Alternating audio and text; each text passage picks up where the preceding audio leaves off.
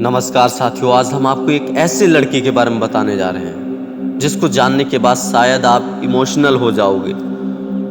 एक जो बहुत गरीब परिवार से आता है, वह लड़का पढ़ने लिखने में बहुत तेज था, जो क्लास 5th में अपने घर मेडल लेकर आया। लेकिन कहते हैं ना, गरीबी जब इम्तिहान लेती है तो अच्छों को काम करने के लिए मजबूर कर देती है, जो कि उस लड़के के साथ भी वही हुआ। उसे अपने घर के हालात देखे नहीं गए।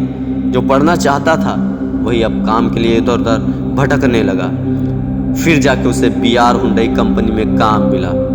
पढ़ाई ज़्यादा नहीं होने की वजह से उसे वॉशिंग क्लीनिंग का काम करना पड़ा। करता तो क्या करता, जिंदगी उसे पैसा कमाने के लिए मजबूर कर चुकी थी। अब ऑप्शन कोई और नहीं था। कुछ दिन करने के बाद उसे लगा कि वह भी आगे बढ़े, और उसने ठाना कि अब मुझे कार चलाना सीख लेना चाहिए। जब उसने कोशिश किया तो वह कुछ समझ नहीं पाया और कार को एक्सीडेंट कर दिया। वह बहुत डर चुका था, लोग उसको बहुत भला बुरा बोल रहे थे। लेकिन अब गलती भी थी तो करता भी क्या करता, सुनना पड़ा मित्र। अभी तो उसकी उम्र भी ज़्यादा नहीं थी काम की। मैं 17 वर्ष का ही था, लेकिन गरीबी बहुत अजब चीज़ जो उस लड़के को यहाँ तक लेकर आई। ऐसे करते उसको सैलरी के रूप में मात्र 5,000 रुपये हाथ लगे।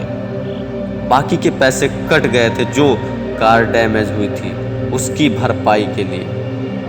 लेकिन वह पहली बार इतना पैसा कमाया था जिसकी वजह से वह बहुत ज़्यादा खुश था, मानो उसने जग जीत लिया हो, इतना खुश। लेकिन ये उसको नहीं पता था कि ये उसकी खुशी कुछ समय ही रहने वाली है। शायद प्रकृति को यही मंजूर था।